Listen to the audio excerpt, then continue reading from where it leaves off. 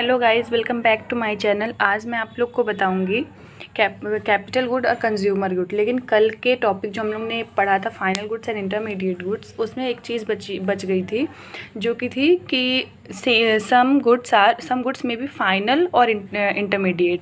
तो ये कैसे होता है, मतलब कि अभी तो हम क्लासिफिकेशन देख रहे होते हैं, अचानक से हम ये कह रहे हैं कि वही गुड फाइनल भी हो सकता है और वही इंटरमीडिएट भी हो सकता है। तो ये ऐसे होता है कि सपोज़ दैट ये यूज़र्स के ऊपर डिपेंड करता है कि मतलब इंड यूज़ का कौन कर रहा है। जैसे कि अगर हम आटा ख़रीदते हैं घर लाके रोटी बनाने के लिए तो वो आ जाएगा फाइनल गुड में। लेकिन अगर हम वही मतलब आटा बेकरी वाला ख़रीदता है बिस्किट बनाने के लिए, कुछ भी बनाने के लिए, तो वो उसके लिए इंटरमीडिएट गुड हो जाता है। तो अब आटा इंटरमीडिएट गुड भी हो सकता है, फाइनल गुड भी हो सकता है। वो बेस्ड होता है कि उसका यूज़ किस, मतलब उसका यूज़ कर कौन रहा है, कंज्यूमर यूज़ कर रहा है या प्रोड्यूसर यूज़ कर रहा है। तो इसके बाद हमने ये चीज़ नहीं देखी थी कि सिग्निफिकेंस ऑफ क्लासिफिकेशन, मतलब क्यों करते हैं क्लासिफिकेशन, मतलब क्यों करना चाहिए, इसका इंपॉर्टेंस क्या है, इसका सिग्निफिकेंस क्या है। तो जब हम नेशनल इनकम काउंट करते हैं तो नेशनल इनकम में एक चीज़ का होता है कि डबल काउंटिंग नहीं होनी चाहिए, क्योंकि अगर डबल काउंटिंग होगी तो जो हमारा जीडीपी आएगा या फिर जो भी एनएनपी आएगा वो एक्यूरेट नहीं रहेगा। तो इसके लिए हमको क्लासिफिकेशन का ज़रूरत पड़ता है। क्यों? क्योंकि अगर हमको पता होगा कि ये इंटरमीडिएट गुड है, ये फाइनल गुड है, और तो हम फाइनल गुड्स बस को शामिल करेंगे नेशनल इनकम में, क्योंकि इंटरमीडिएट गुड्स का जो वैल्यू होता है वो ऑलरेडी शामिल होता है नेशनल मतलब फाइनल गुड्स में। तो अगर हम उनको दोबारा से, मतलब जैसे बिस्किट बना, अभी उस बिस्किट में आटे का वैल्यू भी शामिल है, लेकिन उसी आटे को अगर हम पहले उसमें भी एस्टिमेट कर लेंगे, उसको भी अलग से फाइनल गुड में एस्टिमेट कर लेंगे, और बाद में उसी आटे को जो कि वो बिस्किट के अंदर, मतलब बिस्किट में उसका वैल्यू ऐड है, उसमें भी हम उसको अगर ऐड कर देंगे तो ये उस एक ऑब्जेक्ट का, एक चीज़ का वो डबल काउंटिंग हो जाएगा। तो इसलिए हमको क्लासिफिकेशन का ज़रूरत पड़ता है कि क्लासिफिकेशन जो है वो प्रॉपर्ली होना चाहिए, ताकि हमको पता रहे कि कौन सा गुड फाइनल गुड है और कौन सा गुड इंटरमीडिएट गुड है, किसको हमको नेशनल इनकम में शामिल करना है और किसको हमको नेशनल इनकम में शामिल नहीं करना है। आइए अब स्टार्ट करते हैं जो आज हम पढ़ने वाले हैं। तो आज हम पढ़ने वाले हैं कंज्यूमर गुड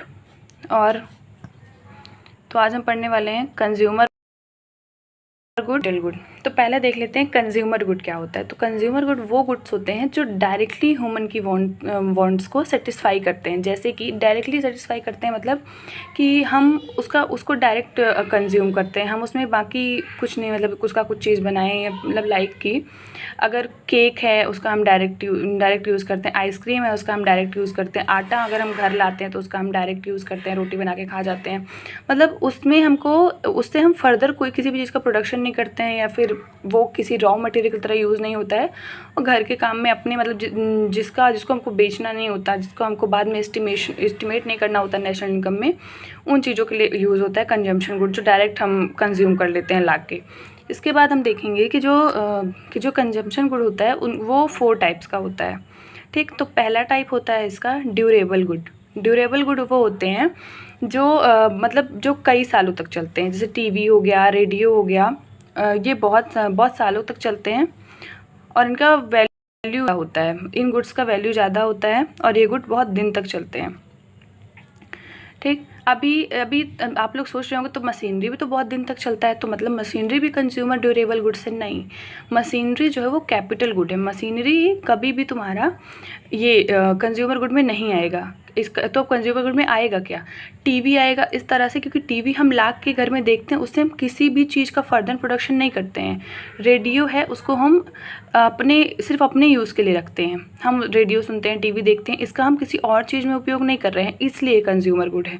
और तो अब ये हो गया हमारा ड्यूरेबल कंज्यूमर गुड। एक इसके बाद होता है semi durable consumption goods. Semi durable consumption goods में क्या होता है, इसमें ये क्या होता है, ये 1 साल या 2 साल, इससे ज़्यादा मतलब यूज़ नहीं होते हैं, बहुत कम टाइम के लिए यूज़ होते हैं। मतलब कम टाइम नहीं कह सकते, 1 साल या 1.5 साल इतने के लिए यूज़ होते हैं ये गुड्स।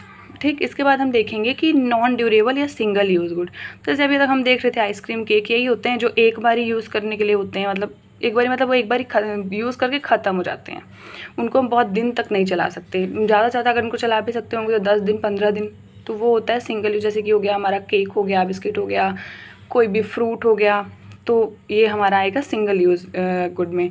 इसके बाद आता है हमारा सर्विसेज। अभी सर्विसेज जो होता है वो नॉन मटेरियलिस्टिक गुड होता है, मटेरियलिस्टिक गुड नहीं होता है वो। और इसका ये भी हमारा डायरेक्ट सेटिस्फेक्शन ऑफ वांट्स होता है।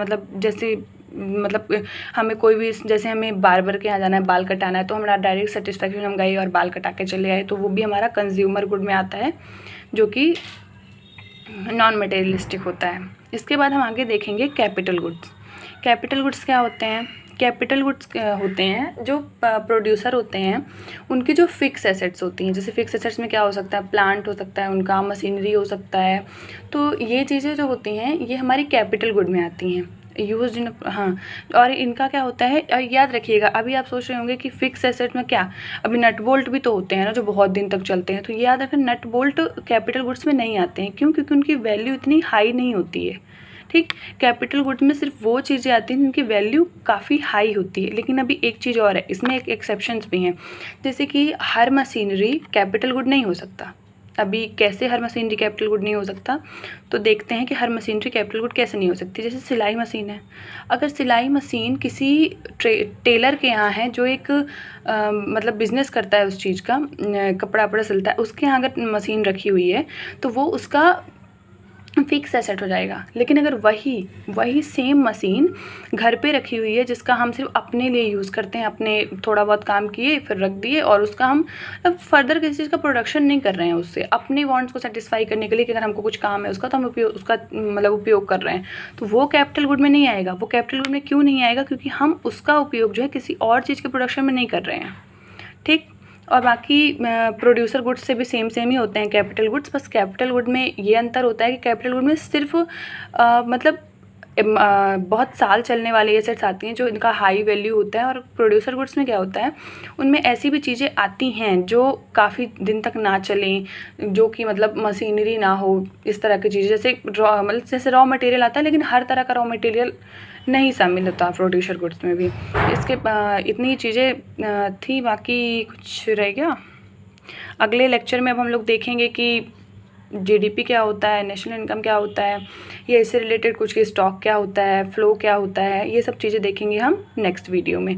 तो आज हम लोग यहीं हो गया है, कुछ बचा तो नहीं रहेगा। ठीक है गाइस, तो मिलेंगे नेक्स्ट वीडियो में।